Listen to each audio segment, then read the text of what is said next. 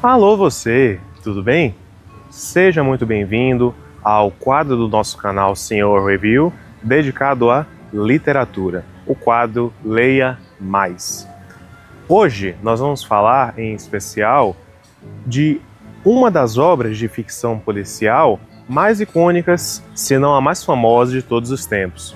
Nós estamos falando de Sherlock Holmes, um lançamento do Arthur Conan Doyle, um escritor do século XIX lá na Inglaterra. A gente não poderia começar essa série de livros sobre Sherlock Holmes sem mencionar a primeira obra do Arthur Conan Doyle, que é Um Estudo em Vermelho. Um Estudo em Vermelho eu tive contato com essa obra através da edição da HarperCollins Brasil, que reuniu alguns das histórias do Arthur Conan Doyle nesse primeiro volume daqui. Ele é parte de um box com 4 livros, cada um deles contendo alguns romances dos mais longos do Arthur Conan Doyle, bem como alguns de seus contos. Um Estudo em Vermelho é o primeiro livro contemplado por esse volume daqui. Ele vem juntamente com o segundo livro do Conan Doyle, que é O Sinal dos Quatro, e juntamente com alguns dos contos que foram reunidos sob o título de As Aventuras de Sherlock Holmes. Esse livro, ele tem 123 páginas, Um Estudo em Vermelho, e é um livro relativamente curto, não é um livro difícil de ler, é um livro cuja leitura ela é bastante fluida e agradável, conforme eu vou falar nas próximas sessões. E uma coisa que eu gostei muito nesse box da HarperCollins é que ele possui um trabalho de capa muito bem feito.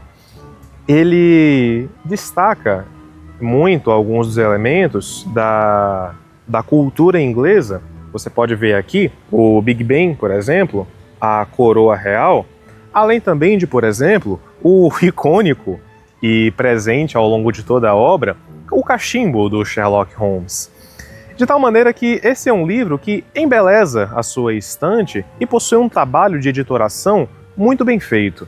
É um livro que me agradou sobremaneira o trabalho da HarperCollins. Eu gosto de pensar que a obra literária sempre espelha diversas características, tanto da personalidade do seu autor, como também acontecimentos que houve durante a sua vida.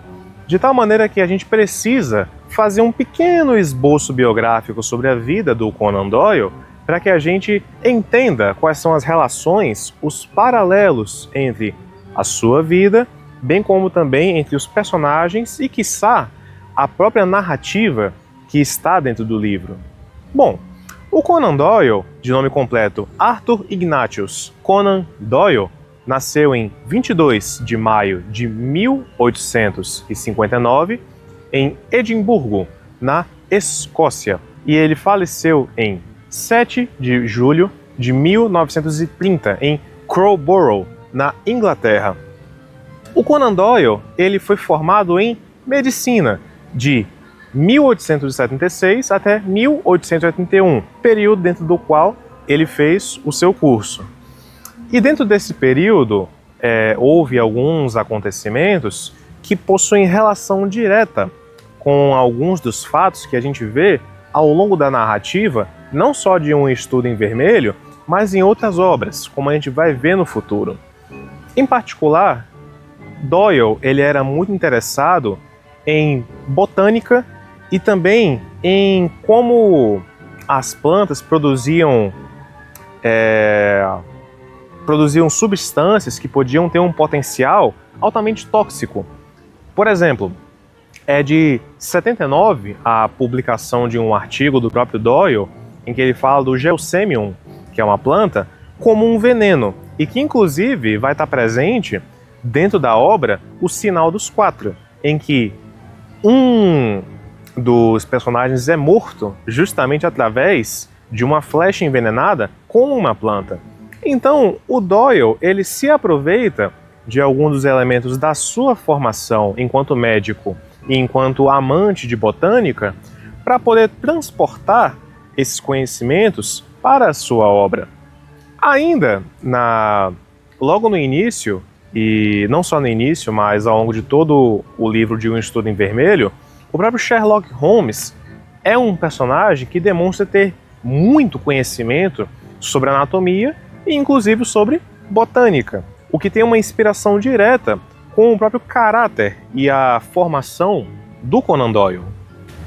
É dentro desse período de formação do Arthur Conan Doyle que ele conhece, a partir de 77, o Dr. Joseph Bell, um professor cujo modo de lidar com os pacientes inspiraria largamente o Conan Doyle a escrever o personagem Sherlock Holmes. O Dr. Joseph Bell era bastante famoso por ser uma pessoa que incentivava bastante o uso de métodos de observação e de dedução para conseguir diagnosticar os seus pacientes. Ele era bastante famoso por observar traços de caráter, traços visuais, como as roupas, o modo de se vestir da pessoa, bem como também a sua ocupação, para a partir disso inferir um possível diagnóstico para o seu paciente. E é esse método de dedução que inspirou grandemente o Conan Doyle a escrever o seu detetive mais famoso. No entanto, não foi dentro desse período de formação em que o Doyle escreveu a sua principal obra. Na verdade, após a sua formação, em 1881, ele passou 2 anos trabalhando como médico cirurgião. No entanto, a demanda relativamente baixa pelos seus serviços motivou-o a começar a escrever romances.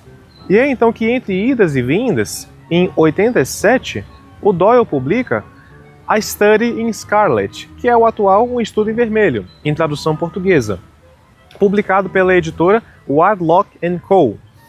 E nessa obra a gente pode ver claramente o quanto a influência do Dr. Joseph Bell está presente dentro do Sherlock Holmes. E não só o Sherlock Holmes tem muita ligação com o Dr. Bell, como também o próprio Watson, companheiro do Sherlock, ele tem uma grande inspiração num colega homônimo do Doyle, também médico. Feito esse esboço biográfico sobre o autor, a gente pode falar agora um pouco sobre um breve resumo da obra, para você que ainda não leu Um Estudo em Vermelho e está interessado em saber se realmente é uma obra que te interessa ou não.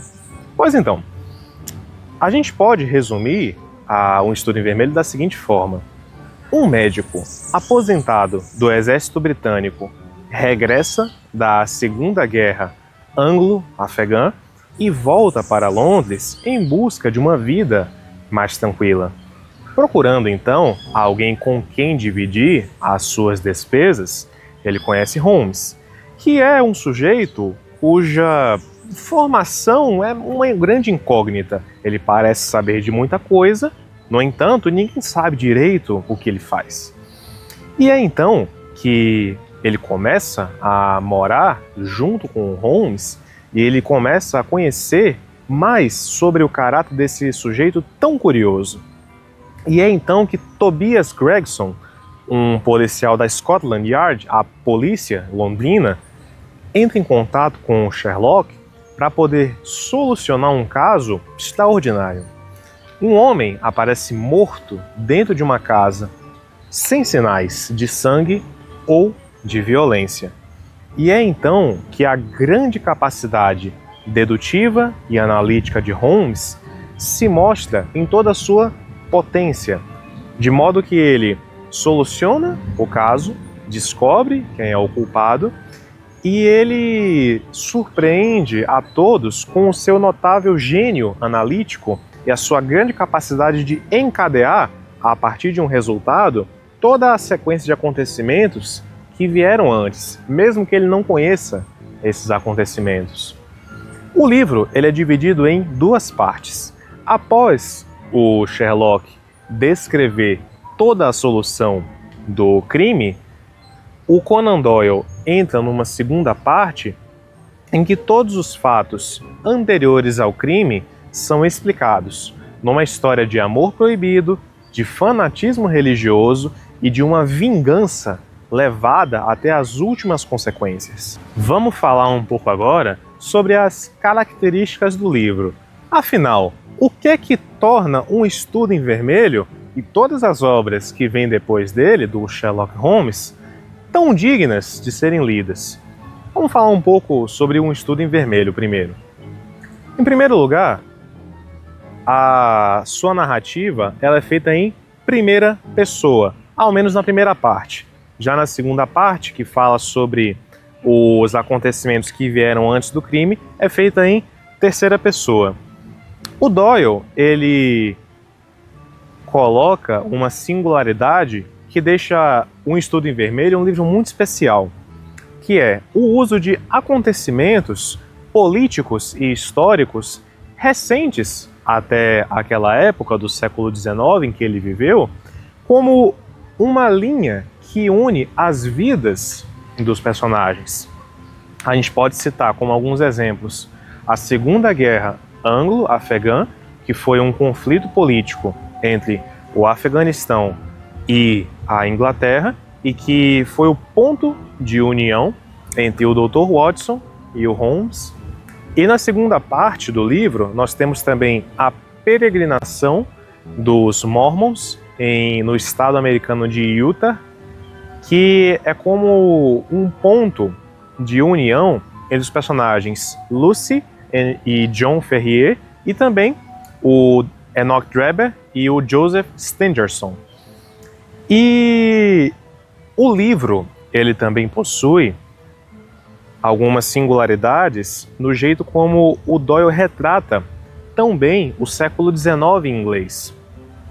Você consegue ver de maneira muito clara uma sociedade mais urbanizada, uma sociedade em que a ciência começava a ter um papel mais relevante na vida das pessoas.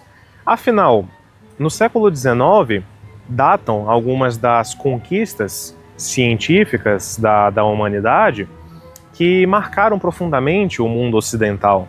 É daquela época, por exemplo, o lançamento de A Origem das Espécies, do Charles Darwin, que é inclusive mencionado durante o livro, e também a teoria malthusiana sobre o crescimento populacional, que também é citada ao longo do livro.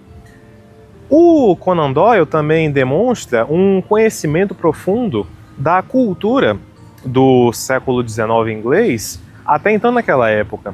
Ele faz menção a obras literárias como as do Edgar Allan Poe e também a diversos outros artistas do século XIX, de maneira que a gente pode chamar Um Estudo em Vermelho de uma verdadeira imersão no século XIX inglês, tanto pela parte cultural como pela parte mais científica que transparece no livro, mas também o livro faz menção a diversos acontecimentos históricos e políticos dentro do século XIX que marcaram profundamente a Inglaterra, em particular a Segunda Guerra Anglo-Afegã e também as revoluções burguesas do século XIX, em especial os Carbonários, lá na Itália.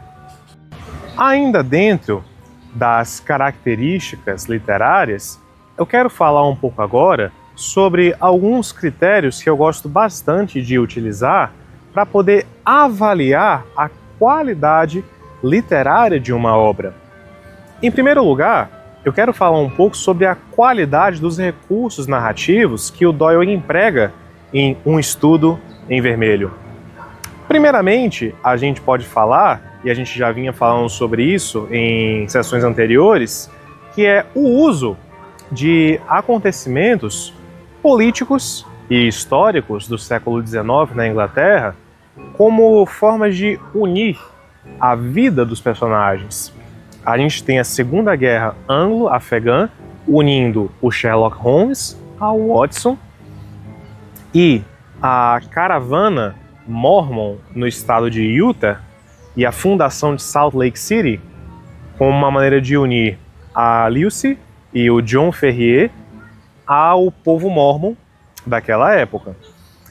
E o Doyle, ele usa com maestria esse recurso dos acontecimentos históricos da época, porque eu sinto, ao longo do livro, uma grande fluidez literária. Você não vê os personagens se encontrando de um modo muito forçado, pouco natural. Muito pelo contrário, eles se encontram e a história se desenvolve a partir desse contexto de uma maneira muito orgânica, natural e bem escrita. E essa é uma característica que ressoa pessoalmente muito comigo. Por quê? Você, ao ler o livro do Estudo em Vermelho, você percebe que ele não está ali contando só uma história para você, mas ele também tem uma camada que transcende a própria história e que acrescenta mais repertório histórico e cultural a você. E essa é uma característica que me toca profundamente e que eu gosto de ver em um livro. E também essa característica da gente ter uma camada mais profunda do contexto histórico e cultural lá do século XIX, ela aparece também em outras passagens do livro. Tem um trecho que eu gosto bastante em que o Watson ele cita o Dupin, eu não sei se é Dupin ou se é Dupin, me perdoem, e o Lecoq, que são dois detetives, só que de outras obras de ficção policial, e o Watson, na inocência dele, compara os dois ao Holmes. E o próprio Holmes, ele olha para o comentário do Watson e simplesmente diz: eu sou muito superior a esses dois. E esse recurso do Doyle, ele é uma brincadeira que é uma brincadeira elegante, uma brincadeira que surpreende no meio do enredo e que, mesmo assim, ela dá um toque de conexão com outras obras que é muito legal. E também tem um trecho em que o Doyle ele fala do Daily Telegraph, que era um jornal circulante lá em Londres, e tem um trecho em que o Watson pega um jornal do dia e nele estão citados vários acontecimentos lá daquela época, bem como também citações à publicação de Darwin, bem como também a publicação do Thomas Malthus. Então, a experiência de ler um Estudo em Vermelho, ela foi muito agradável para mim, na medida em que eu pude conhecer melhor como era ser um cidadão inglês do século XIX. E não só isso, mas a segunda parte do livro traz também um pouco mais o contexto de como era viver no estado de Utah. E ainda falando sobre a segunda parte do livro, uma característica que me chamou um pouco a atenção depois que a primeira parte ela se encerra, ou seja, o Sherlock ele faz a investigação e ele soluciona o mistério, o livro ele transita para uma segunda parte, em que todo o contexto que antecede o crime é explicado. Esse interlúdio ele é um pouco abrupto e na primeira vez em que eu li esse livro, eu confesso que ele não me agradou muito, porque parece que a segunda parte do livro é como se fosse uma segunda história à parte. E lá na frente você vem a entender que não, é uma explicação mais pormenorizada do contexto que veio antes do crime. Então esse é um recurso que, apesar de não ter me agradado muito, funciona bem. E ainda sobre a segunda parte da história, eu queria também destacar o jeito como o Conan Doyle ele retrata a Lucy Ferrier e o John Ferrier no meio do deserto de lá de Utah, e é uma descrição muito viva e você se sente dentro daquela paisagem onde é permeada por canyons e por uma paisagem bastante árida e sem água. Então, a descrição que Conan Doyle oferece dessa paisagem, você se sente dentro daquele lugar e é muito vívida. É uma parte muito intensa do livro e que atinge o seu ápice logo quando o John Ferrier ele já não aguenta mais caminhar, ele já está exaurido, exausto, e aí ele praticamente aceita a própria morte. Então é uma cena extremamente vívida e forte. E nesse ponto, o Doyle ele ganha pontos comigo na descrição de como essa cena ela é muito bem feita. Ainda na segunda parte do livro, nós temos também um recurso que é bastante comum em outras obras, mas que nem por isso ele é um clichê, que é um Deus Ex Machina. Um Deus Ex Machina é um recurso em que o enredo ele se apresenta como uma grande catástrofe, ou seja, nós temos lá um enredo que está se complicando, em que os personagens estão em uma situação muito difícil de ser resolvida, mas de repente aparece um agente externo e tira os personagens daquele conflito ou resolve o conflito. Esse é o recurso que a gente chama de Deus Ex Machina. E dentro dessa segunda parte do livro, a gente tem a presença desse recurso em que a Lucy e o John Ferrier estão para morrer no meio do deserto de Utah, mas de repente aparece a caravana Mormon e resgata eles. O que é um recurso que surpreende muita gente, mas que quando você vê a história como um todo, você vê que é um recurso do Deus Ex Machina que é muito bem feito. Mas a segunda parte da história ainda tem um recurso literário que não me agradou muito, que é o trecho onde o John Ferrier, depois de ter expulso o Enoch Drebber e o Joseph Stangerson de dentro de casa, ele passa a receber alguns bilhetes que começam a aparecer em todos os cantos da casa, indicando o prazo que faltava para ele poder tomar a decisão dele, casar a Lucy com o Jefferson ou então com um dos filhos dos anciãos dos Mormons. E esse trecho ele não me agradou muito porque uma história que se pretende ser mais pé no chão, uma história mais verossímil à realidade, esse trecho ele tem um toque um pouco sobrenatural. Afinal, se a casa estava toda trancada, como é que alguém conseguiria colocar bilhetes dentro de lá da casa? Ainda mais tem um trecho em que colocam um bilhete no peito do velho John Ferrier. Então esse trecho, apesar dele dar um suspense muito legal para a cena, ele não me agradou muito, por se tratar de um livro pé no chão. Então, os recursos literários, eu fechei eles com uma nota de 4 de 5. Outro recurso que a gente deve prestar bastante atenção ao se avaliar uma obra é o desenvolvimento dos seus personagens. Como o Estudo em Vermelho é uma obra que tem vários personagens, eu vou focar naqueles que tiveram um desenvolvimento mais bem feito e aqueles que não me agradaram tanto. Mas então, começando, o Sherlock Holmes ele é de longe o personagem mais bem construído. Os seus traços de caráter, bem como a sua importância para o enredo, são inegáveis. A sua grande capacidade dedutiva ela é exposta em diversas camadas do enredo, tanto na linha principal, ou seja, a solução do mistério, a conclusão da investigação e a prisão do culpado, como também em diversas digressões que acontecem ao longo do livro e que mostram alguns dos gostos pessoais do Holmes, como por exemplo o gosto dele por violino e também a apreciação dele por peças teatrais, como é o caso da ocasião em que ele vai para um teatro ver Norman Neruda. O Watson também se destaca como um personagem bastante bem desenvolvido.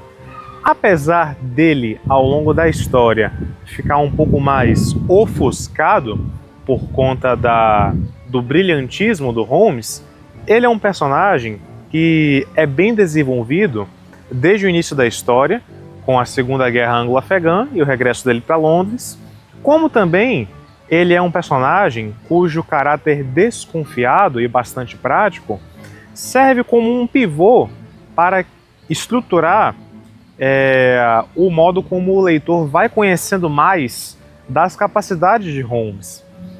Falando um pouco agora sobre os personagens que eu não gostei muito, eu queria citar em especial a Lucy Ferrier, porque eu não gostei muito da Lucy. A Lucy foi uma personagem que ela foi o pivô da segunda parte da história, do conflito entre o Jefferson Hope e o Drebber e o Stangerson. No entanto, a Lucy, ela tem um papel que ele fica muito minguado e fica parecendo muito que é um conflito que depende apenas do Jefferson, do Drebber e do Stangerson. A Lucy, ela meio que apaga um pouco o seu papel ao longo dessa história. Então, são personagens relativamente bem construídos, você compreende as motivações deles, seus dramas, seus conflitos, seus traços de caráter.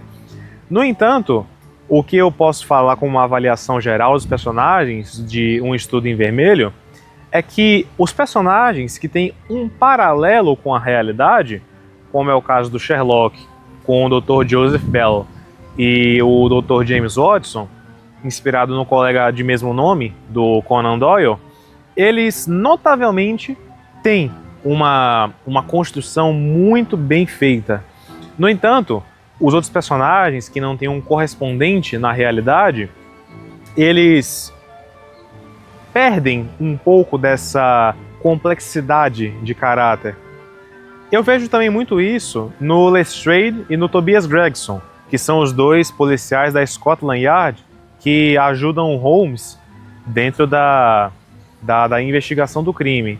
Os dois, apesar de eles serem policiais e detetives, uma coisa que não me agradou muito neles é que o fato de eles serem muito competitivos e vaidosos chega a beirar o caricato, de tal modo que quando o Holmes, o Tobias, o Gregson e o Lestrade, eles estão investigando o crime, parece que é só o Holmes brilhando e decifrando o crime, e os outros dois tentando meio que pegar as migalhas de reconhecimento. E esse desenvolvimento, embora ele seja verossímil à realidade, ele não me agradou muito. E, por fim, o último critério que eu quero apresentar para vocês como avaliação da obra é o encadeamento dos acontecimentos na história. O Estudo em Vermelho é um livro cujos acontecimentos eles são muito bem amarrados uns nos outros, de tal modo que o leitor ele certamente terá a impressão de ser uma leitura bastante fluida, os acontecimentos progridem de uma maneira bastante natural. Ele não é um livro rápido demais, nem demasiadamente lento. É um livro que ele flui de maneira bastante natural. E os acontecimentos, eles são bem amarradinhos uns nos outros, a gente não vê nenhum furo em específico dentro da narrativa, de tal modo que esse terceiro recurso merece meu 5 de 5. Por fim, traçando uma avaliação geral sobre o livro, a gente pode dizer que Sherlock Holmes, Um Estudo em Vermelho, é uma obra de leitura bastante agradável, fluida, orgânica, com personagens relativamente bem construídos e cujos dramas, motivações e conflitos são relativamente bem caracterizados. Eu indico esse livro principalmente para quem está começando a ler e quer desenvolver o gosto pela leitura. Crianças, adolescentes, jovens adultos que ainda não têm muito bem o gosto pela leitura podem ler muito bem esse livro sem nenhuma preocupação. Não é um livro difícil de ler, muito pelo contrário. A sua leitura é bastante convidativa e, embora haja umas palavras aqui e ali que você provavelmente vai precisar recorrer ao dicionário, ele não é uma leitura intrincada, de difícil interpretação. E não apenas isso, o livro ele vai acrescentar bastante ao seu repertório histórico-cultural na medida em que você vai aprender mais sobre como foi o século XIX lá na Inglaterra. Assim, feita essa avaliação geral, eu quero dar o meu veredito final sobre Sherlock Holmes, Um Estudo em Vermelho, fazendo a média das 3 notas, 4 de 5 para a qualidade dos recursos narrativos, 4 de 5 também para o desenvolvimento dos personagens e 5 de 5, nota máxima, para o encadeamento dos acontecimentos. O Estudo em Vermelho fica com a nota média de 4,3 no geral.